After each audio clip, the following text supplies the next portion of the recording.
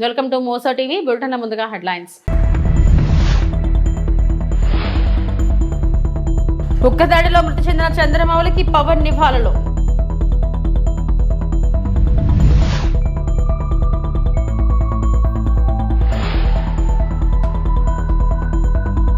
ఉగ్రదాడిలో మృతి చెందిన చంద్రమౌళికి నివాళులు అర్పించిన హోంమంత్రి అనిత.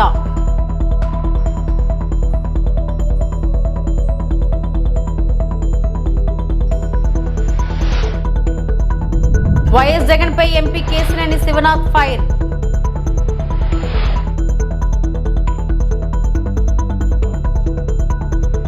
పెహల్గాం ఉగ్రదాడిలో ప్రాణాలు కోల్పోయిన విశాఖవాసి చంద్రమౌళి అంతిమయాత్రలో హోంమంత్రి అనిత, సత్యకుమార్, కూటమి నేతలు పాల్గొని నివాళులు అర్పించారు. ఉగ్రవాదుల చర్యను పార్టీలు, కుల మతాలకు అతీతంగా ప్రతి ఒక్కరూ ఖండించాల్సిన అవసరం ఉందన్నారు. భవిష్యత్తులో ఇలాంటి ఘటనలు పునరావృతం కాకుండా కలిసికట్టుగా పనిచేయాలన్నారు. చంద్రమౌళి ఆత్మకు శాంతి చేకూరాలని ప్రార్థించారు. వారి కుటుంబానికి ప్రగాఢ సానుభూతి తెలియజేశారు. చంద్రమౌళి గారు అందరికీ కూడా అత్యంత ఆత్మీయుడు. అందరి మధ్యలో కూడా తిరిగి హ్యాపీగా అందరికీ కూడా ఒక సొసైటీకి ఏదో హెల్ప్ చేయాలనుకుంటున్న ఉన్న వ్యక్తి. ఈరోజు వాళ్ళ కళ్ళ ముందే 3 ఫ్యామిలీస్ వెళ్ళారు. వాళ్ళు చెప్పిన విషయాలు చూస్తూ ఉంటే నిజంగా చాలా బాధ అనిపించింది. అసలు ఎటువైపు వెళ్ళిపోతుంది అసలు అంటే మానవత్వం అన్నది లేకుండా ఈరోజు ఉగ్రవాదులు తీసుకున్న చర్యను తీవ్రంగా ఖండించాల్సిన అవసరం ఉంది.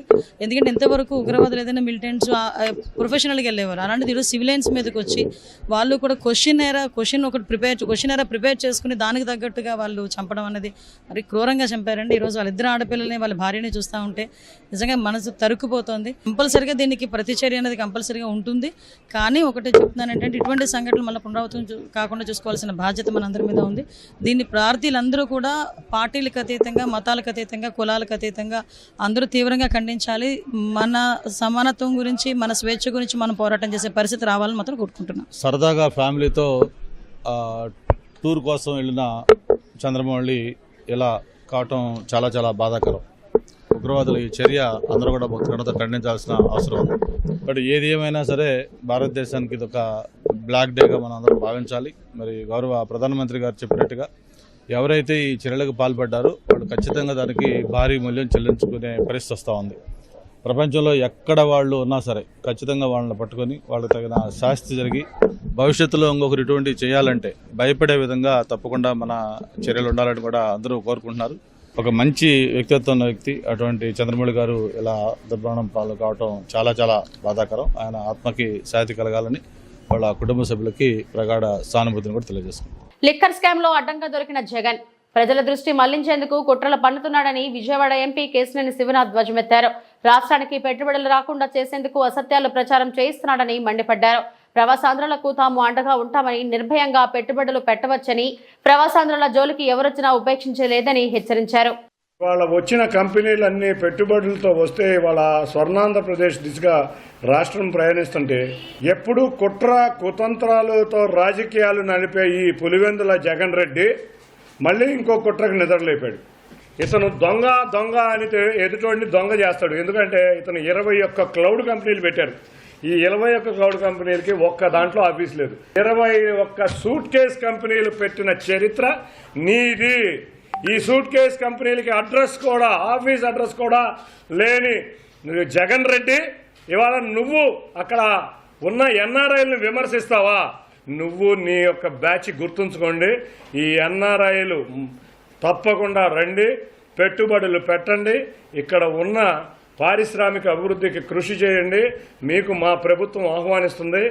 ఎవరన్నా అడ్డొస్తే కబడ్దార్, నేనున్నా మీ ఎన్ఆర్ఐలు అందరి తరఫున.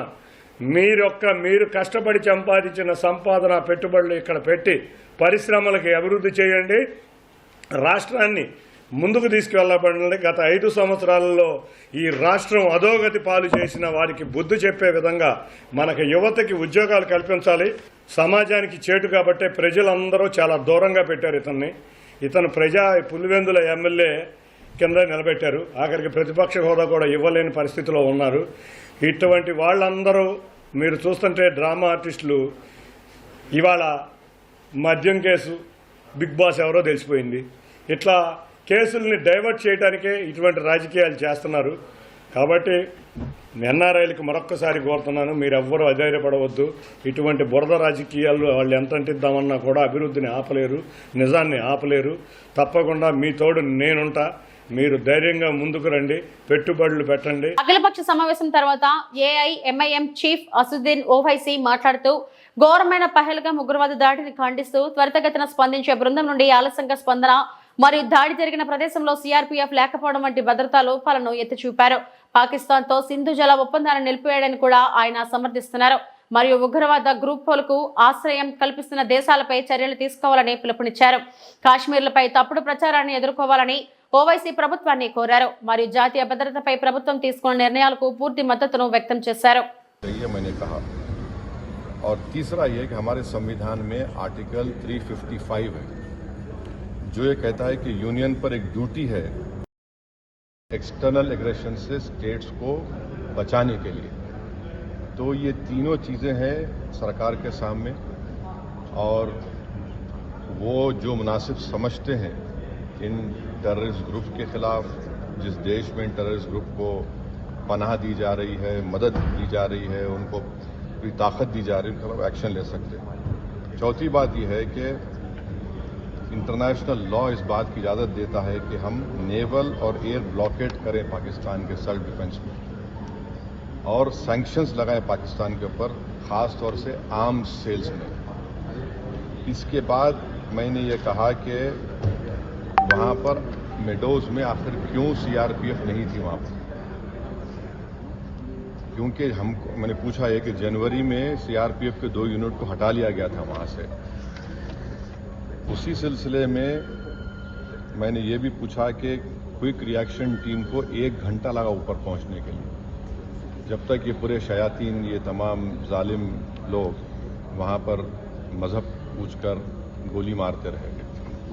और 2000 में वहाँ पर एक नुनवान कैंप है पहलगाम में, वहाँ पर भी 30 यात्रियों को मारा गया था और उसमें एक कमेटी बनाई गई थी लेफ्टिनेंट जनरल JH मुखर्जी की, उसका रिपोर्ट का क्या हुआ।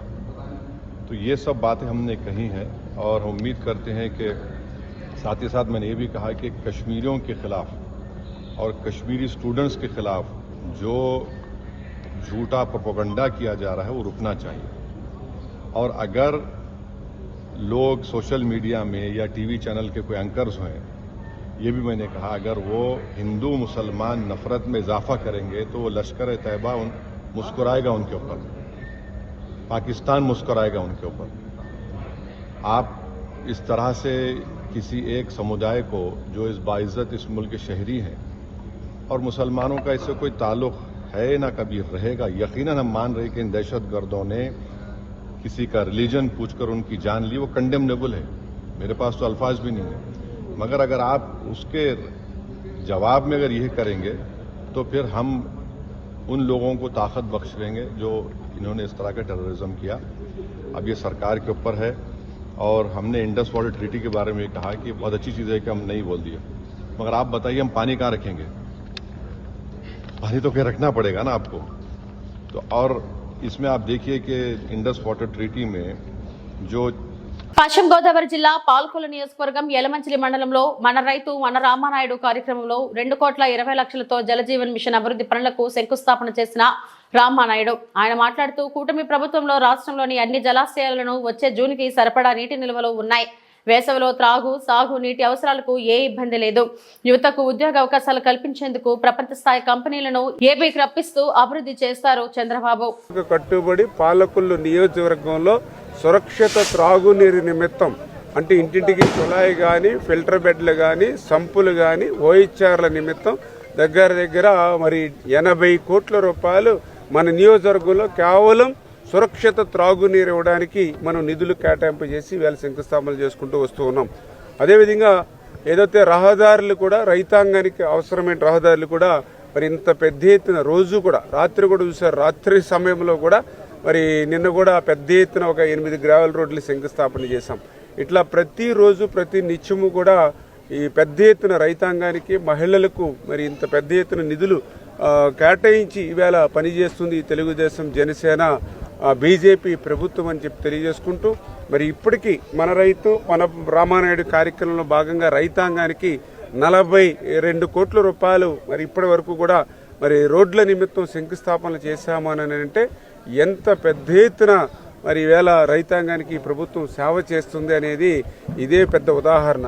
అందులోనూ కూడా ఈవేళ మీరు చూస్తారు, ఏదైతే ఏటుగట్టు పక్కన ఉన్నాం, ఇప్పుడే ఏటుగట్టు పనులు కూడా మీరందరూ కూడా చూస్తూ ఉన్నారు. మరి గతంలో ఏదే గోదావరికి వరదలు వచ్చినప్పుడు రాత్రులు అర్ధరాత్రి సమయాన్ని మనమే ట్రాక్టర్ల మీద మట్టి తెచ్చుకుని, మనమే సంచులు తెచ్చుకుని, యువత అంతా కూడా రాత్రులంతా కూడా నిద్రాహారాలు మానేసి ఈ ఏటుగట్టుని బస్తాలు కట్టి కాపాడుకునేటువంటి పరిస్థితి. మళ్ళీ ఈరోజు మన ప్రభుత్వం వచ్చింది 8 కోట్ల రూపాయలతోటి కంచుస్తంభపాలెం, బోరువుపల్లి, దొడ్డిపట్ల, లక్ష్మీపాలెం, ఎలమెంచిల వరకు కూడా మరి ఈవేళ ఆ ఏటుగట్టు పటిష్టత మరి ఈవేళ పనులు చేస్తూ ఉన్నాం.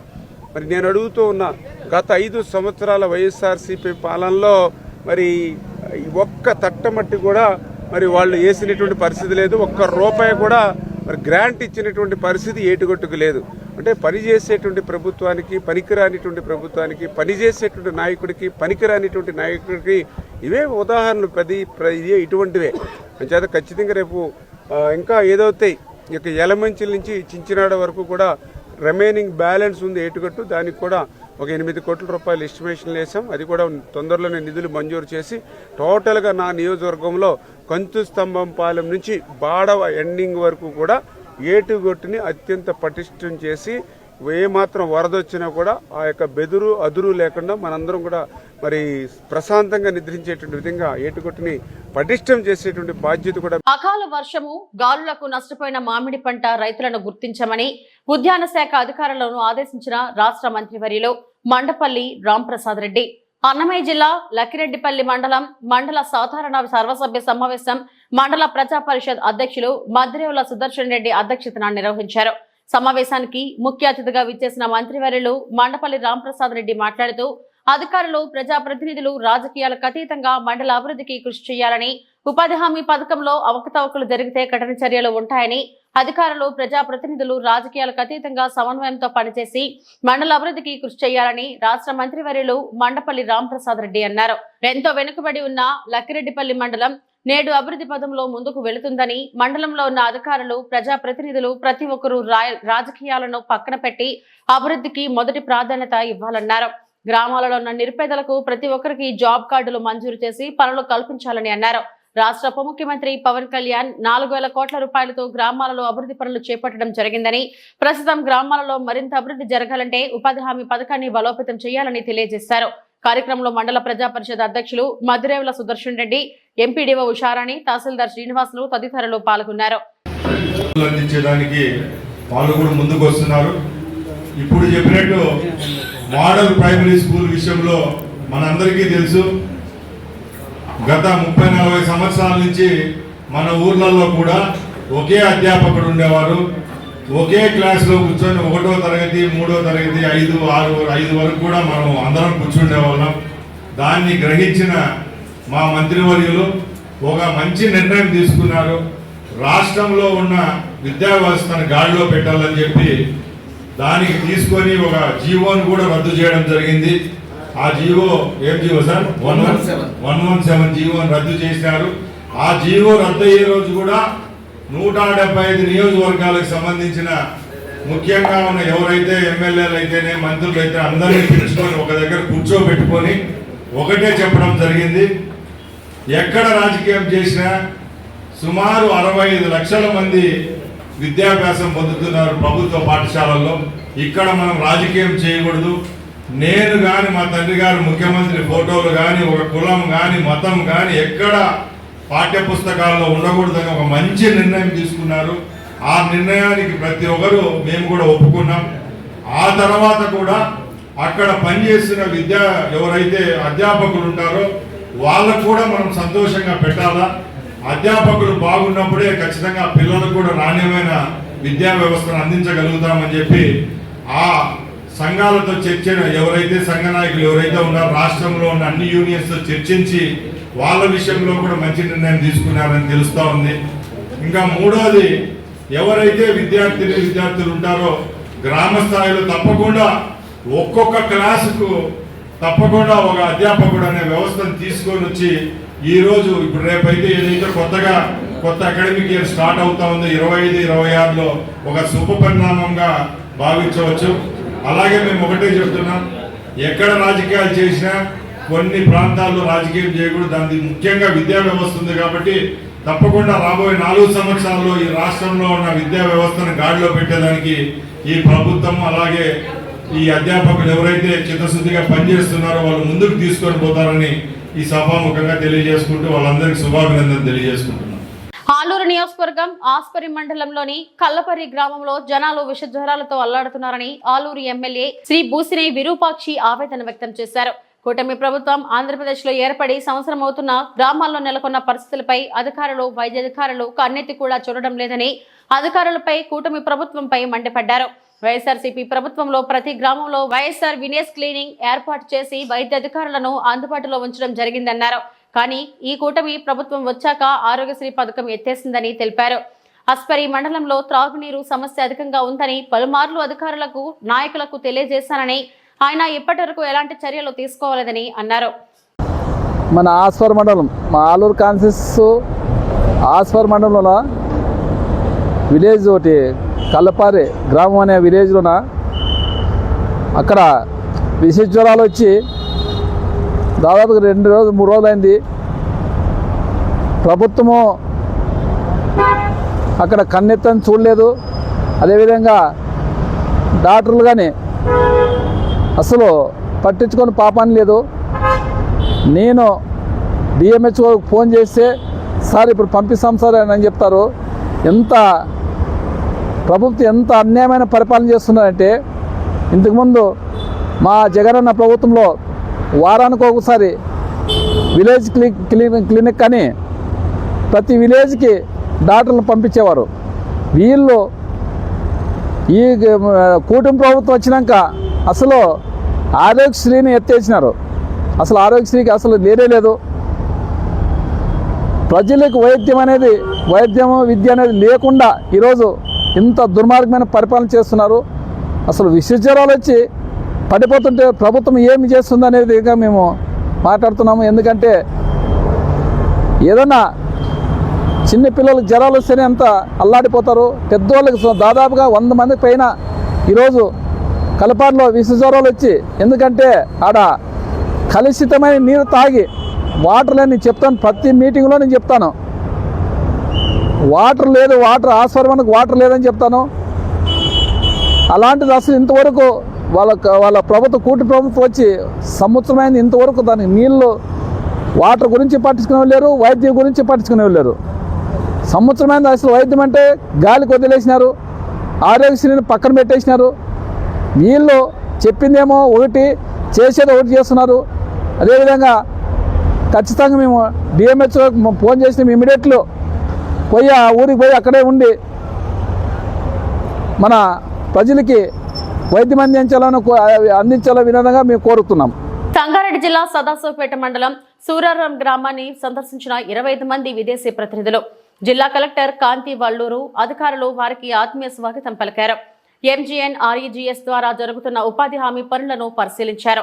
వారు కూలీలతో మాట్లాడి పథకం అమలుపై వారి అభిప్రాయాలను తెలుసుకున్నారు. గ్రామ అభివృద్ధి, జీవనశైలిలో వచ్చిన మార్పులు చూసి ప్రశంసలు వ్యక్తం చేశారు. ఈ సందర్శన గ్రామస్తులు ఆసక్తి కలిగించింది. అధికారులు, ప్రజలు భారీగా పాల్గొన్నారు.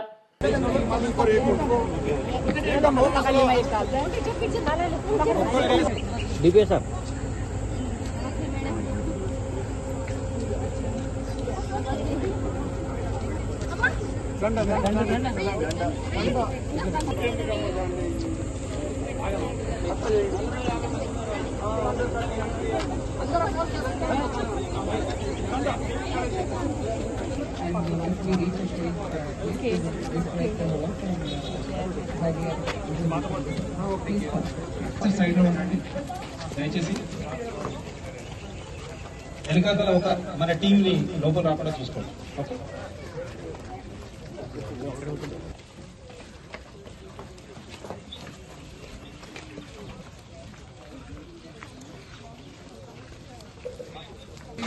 Take a small stop here. So this is one of the work taken up under Srimati Srijana ma'am to the field visit at Sriharam village. So in this, under NREGS we aim to చేస్తున్నాము. అక్కడ వాళ్ళకు కూడా exactly NREGA లాగా కాదు, కానీ అలాంటి programmes వేరే ఉన్నాయి. డబ్బులు ఇచ్చేవి కానీ వర్క్ ఇచ్చేవి కానీ కాన్స్టిట్యూషన్ లో నరేగా లాలో ఎట్లయితే మనం రాసుకున్నామో అది ఇప్పటి వరకు ఇంకే దేశంలో కూడా లేదు. అందుకని మీ అందరి నుంచి నేర్చుకోవడానికి మీరు మన దగ్గర ఎట్లా అవుతుంది ఇంప్లిమెంటేషన్ అనేది, ఇంకా ఏం ప్రాబ్లమ్స్ ఉన్నాయి అది నేర్చుకోవడానికి వచ్చారు వీళ్ళందరూ. ఒక్కొక్కరిని నేను పరిచయం చేయట్లేదు ఎందుకంటే చాలా మంది ఉన్నారు కాబట్టి. బట్ ఇక్కడ ఉన్న వాళ్ళందరూ కూడా పొలిటికల్ సిస్టమ్ లో ఉన్న వాళ్ళు, అంటే అయితే ఇంతకు ముందు మినిస్టర్ గా ఉండి ఇప్పుడు వేరే స్థాయిలో ఉన్న వాళ్ళు, లేకపోతే సగం మంది ఇంకా మినిస్టర్ స్థాయిలోనే ఉన్న వాళ్ళు. అండ్ స్పెషల్లీ లేబర్ లాస్ తో వర్కర్ లాస్ తో పనిచేసే పాలిటీషియన్స్ అందరూ. సో ఇప్పుడు ఒక 10 నిమిషాలు మీరు చేసేది ఏదో జాబ్ కార్డ్ గురించి ఇక్కడ నరేగా పని ఎట్లయితుంది చెప్తే నేను ట్రాన్స్లేట్ చేస్తాను ఇంగ్లీష్ లో. ఆ తర్వాత వాళ్ళకి మన ప్రశ్నలు ఉంటే వాళ్ళని అడగనిద్దాం. ఆ తర్వాత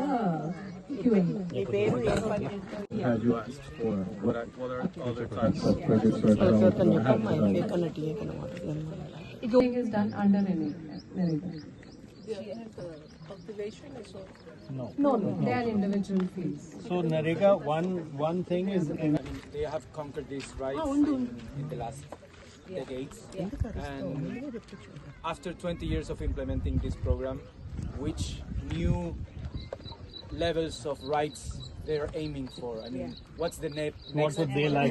What's the next step? Let's hear that. That's a good thing. సంపాదించాలని అనుకుంటున్నారు. ఇప్పుడు దేని మీద జరుగుతుంది? ఇంతకు ముందు throughout the summers and cattle can come and drink water in these troughs. Like this, we have other assets also for the purpose of cattle, like cattle sheds are also constructed in the farms. ఇవి ఇప్పటివరకు నా bulletin updates. నమస్తే.